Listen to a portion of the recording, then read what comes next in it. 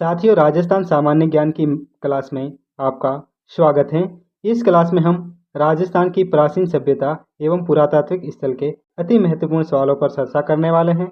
यदि आप PTT, BSTC, CET, LDC आदि एग्जामों की तैयारी कर रहे हैं तो आपके लिए ये क्लास अति महत्वपूर्ण रहेगी। साथियों, सभी क्वेश्चंस एमसीक्यू के रूप में हैं तथा पिछली भर्ती परीक्षाओं में पूछे गए हैं, इसलिए क्लास के अंत तक बने रहें और क्लास का आनंद लें।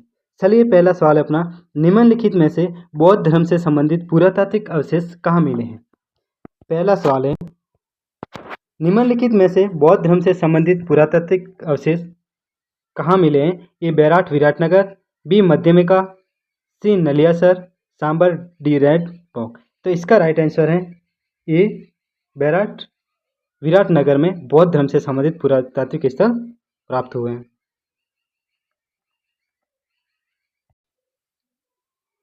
ऐतिहासिक स्थल जाबालीपुर की आधुनिक पहचान है। ऐतिहासिक स्थल जाबालीपुर की आधुनिक पहचान है। ये जालोर, बी सिरोही, सी नागौर, डी जैसलमेर।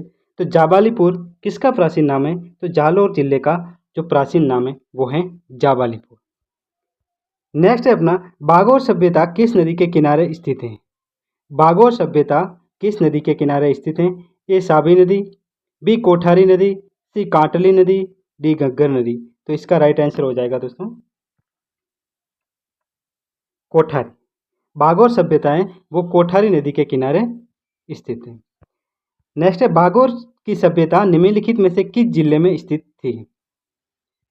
बागोर की सभ्यता निम्नलिखित में से किस जिले में स्थित थी? ए भीलवाड़ा, बी जैसलमेर, सी गंगानगर, डी बीकानेर। तो इसका राइट आंसर हो जाएगा ए भीलवाड़ा। नेक्स्ट है, राजस्थान में पशुपालन के प्राचीनतम साक्ष्य कहाँ प्राप्त हुए हैं? राजस्थान में पशुपालन के प्राचीनतम साक्ष्य कहाँ प्राप्त हुए हैं? ए कालीबंगा, बी गणेश्वर, सी आड़, डी बागोर। तो इसका राइट आंसर हो जाएगा बागोर सभ्यता। पशुपालन के प्राचीनतम साक्ष्य राजस्थान में बागोर सभ्यता से प्राप्त हुए। नेक्स्ट है, बागोर एवं तिलवाड़ा नामक स्थान मुख्यतः निम्न काल से संबंधित है। बागोर एवं तिलवाड़ा नामक स्थान मुख्यतः निम्न काल से संबंधित हैं।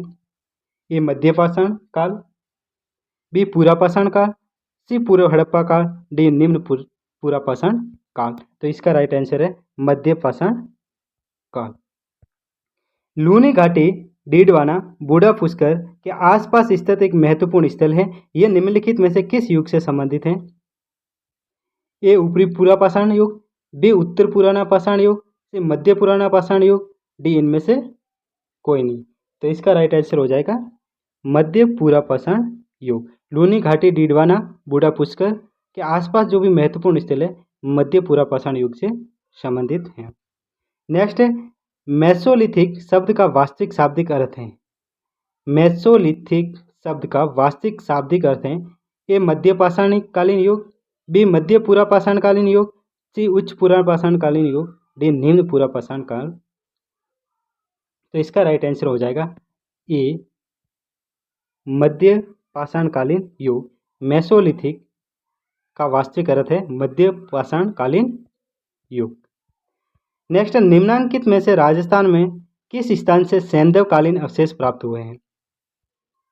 निम्नांकित में से राजस्थान के किस स्थान से सैंधवकालीन अवशेष प्राप्त हुए हैं? ए बालाथल, बी गणेश्वर, सी गिलोन, डी कालीबंगा। तो इसका राइट आंसर हो जाएगा कालीबंगा। कालीबंगा से सैंधवकालीन अवशेष प्राप्त हुए हैं। नेक्स्ट, निम्नलिखित में से किस स्थल में उत्खनन में अग्नि वेदिकाएं मिली थी? किस स्थल के उत्खनन में अग्नि वेदिकाएं मिली थी?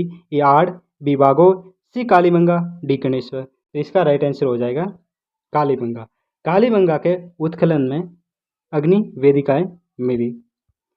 नेक्स्ट, 7 अग्नि वेदिकाओं की पंक्ति प्राप्त हुई है। 7 अग्नि वेदिकाओं की पंक्ति प्राप्त हुई है। ए कालीबंगा से, बी बैराट से, सी आड़ से, डी गणेश्वर से। तो इसका राइट आंसर हो जाएगा ए कालीबंगा।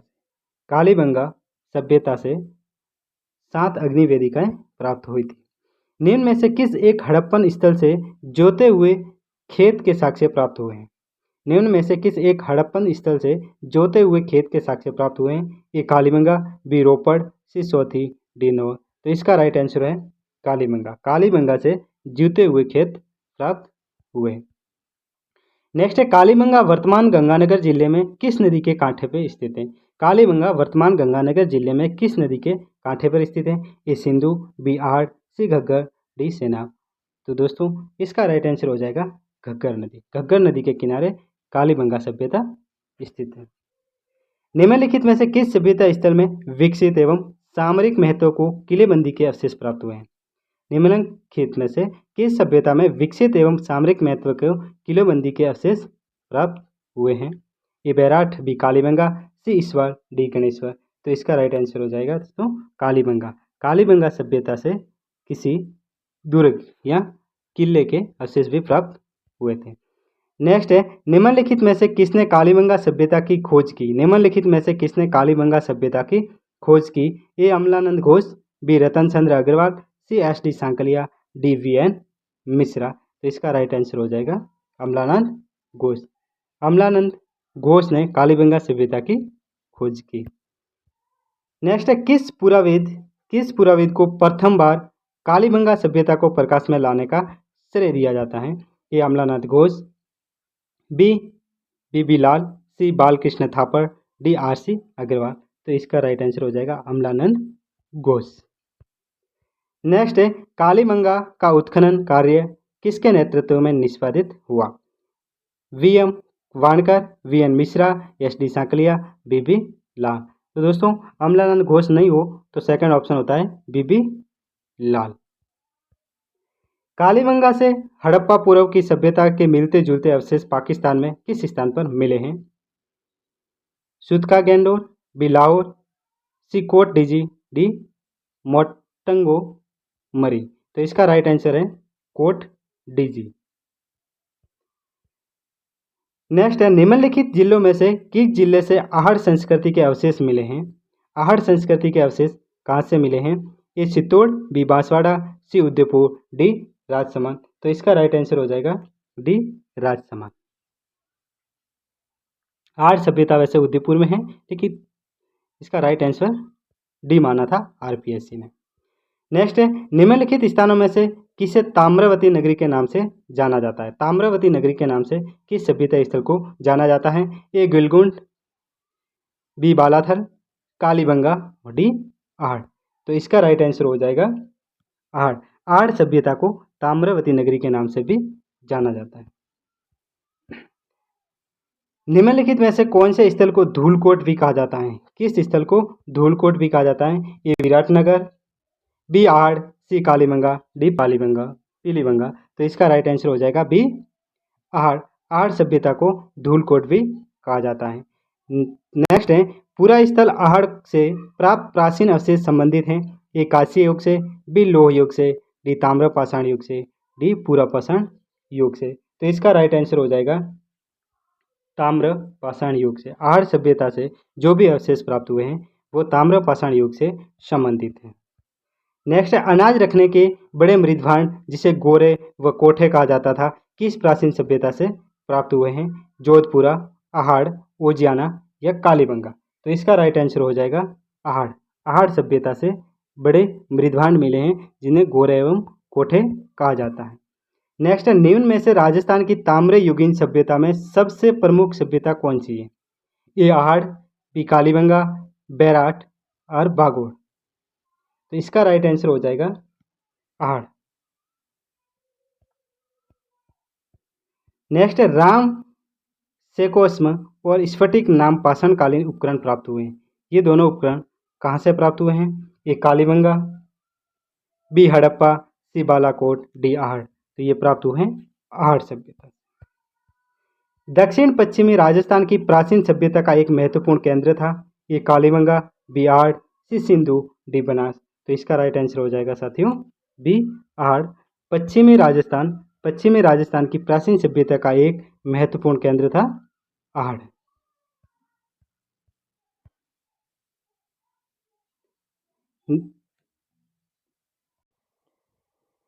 निम्नलिखित संस्कृति में से किसे बनास संस्कृति के नाम से जाना जाता है। आहड़ संस्कृति, सरस्वती संस्कृति, द्रव्यवती संस्कृति और द्वस्वती संस्कृति। बनास संस्कृति के रूप में किसे जाना जाता है? तो इसका राइट आंसर हो जाएगा ए, आर्य संस्कृति को बनास संस्कृति के नाम से भी जाना जाता है। नेक्स्ट है, आहड़ का उत्खनन कार्य किसके नेतृत्व में निष्पादित हुआ? S D Sankalia, V N Mishra, V S Wankar, B B Lal. तो इसका राइट आंसर है S D Sankalia. S D Sankalia के नेतृत्व में आहड़ का उत्खनन कार्य निष्पादित हुआ। अगला है, आहड़ सभ्यता की सर्वप्रथम खुदाई किसने की थी? आहड़ सभ्यता की सर्वप्रथम खुदाई किसने की थी? We N Mishra, Akshay Kirti Vyas, Lalit Pandey, V S Shinde.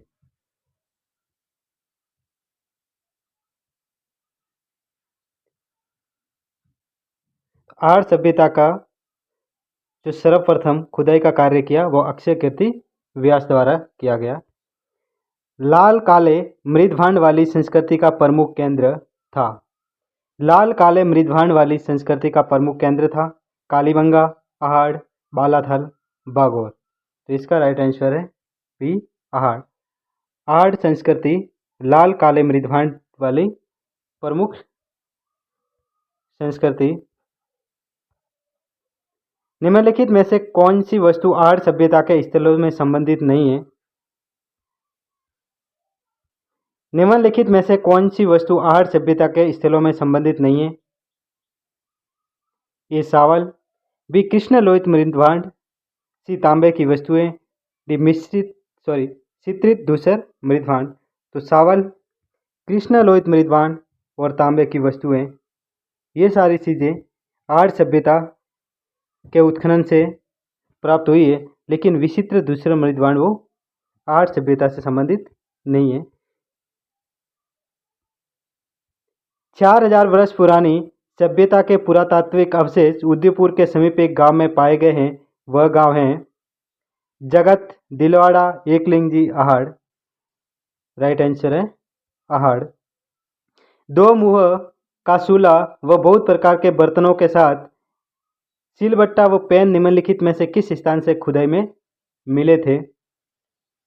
दो मुंह का सूला व विभिन्न प्रकार के बर्तन ये प्राप्त हुए थे आहड़ सभ्यता से। निम्न में से कौन सा राजस्थान की आहड़ बनास संस्कृति का प्रमुख स्थल नहीं है? ए गिलोंड, बी ओजियाना, सी बालाथल, डी लोथल। लोथल है वो राजस्थान की आहड़ बनास संस्कृति का प्रमुख स्थल नहीं है। गिलोंड, बालाथल और ओजियाना है। नेक्स्ट है, निम्नलिखित युग्मों में से कौन सा युग्म पुरातत्व स्थल संबंधित जिला सुमेलित नहीं है? सुनारी झुंझुनू, गिलोंड राजसमंद, जोधपुरा जयपुर और ओजियाना चित्तौड़। सुनारी झुंझुनू, गिलोंड राजसमंद और जोधपुरा जयपुरा ये सही सुमेलित हैं। नेक्स्ट है, किस नदी के तट पर गिलोंड सभ्यता स्थल हैं? किस नदी के तट पर गिलोंड सभ्यता स्थल स्थित हैं? आहड़, कोठारी, बनास, कांतली। तो बनास नदी के किनारे गिलोंड सभ्यता स्थित है। गिलोंड सभ्यता के अवशेष किस युग के हैं? गिलोंड सभ्यता के अवशेष हैं वो किस युग के हैं? ताम्र प्रस्तर युग, लौह प्रस्तर युग, मृदभांड युग, प्रस्तर युग। तो जो गिलोंड सभ्यता है वो एक ताम्र प्रस्तर युग से है। निम्नलिखित में से किस सभ्यता में मकान एवं बस्तियों के निर्माण में ईंटों का प्रयोग नहीं होता था? आहड़, कालीबंगा, गणेश्वर और बैराट। तो इसका राइट आंसर है गणेश्वर। चलते हैं अगले सवाल। गणेश्वर सभ्यता का विकास किस नदी के किनारे हुआ? गणेश्वर सभ्यता का विकास किस नदी के किनारे हुआ? बनास, लूनी, कांतली, बाणगंगा। तो राइट आंसर हो जाएगा कांतली नदी के किनारे गणेश्वर सभ्यता का विकास हुआ। गणेश्वर सभ्यता का उत्खनन किसके निर्देशन में हुआ? गणेश्वर सभ्यता का उत्खनन है वो किसके निर्देशन में हुआ? S T Sankalia, A N Ghosh, V N Mishra, R C Agrawal. तो इसका राइट आंसर हो जाएगा वी एन मिश्रा। गणेश्वर सभ्यता किस काल से संबंधित है? गणेश्वर सभ्यता किस काल से संबंधित है? हड़प्पा काल, लोह युग, ताम्रकांस्य युग, पुरापाषाण काल। तो इसका राइट आंसर है ताम्रकांस्य युग। गणेश्वर सभ्यता है वो ताम्रकांस्य युग से संबंधित है।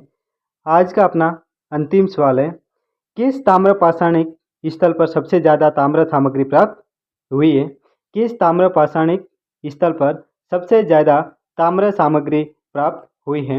ए आर, B Bairat, C Kalibanga, D Ganeshwar. तो सबसे ज़्यादा ताम्र सामग्री प्राप्त हुई है गणेश्वर सभ्यता। इसी के साथ साथियों आज की क्लास यही समाप्त करते हैं। मिलते हैं अगली क्लास में, तब तक के लिए शुक्रिया।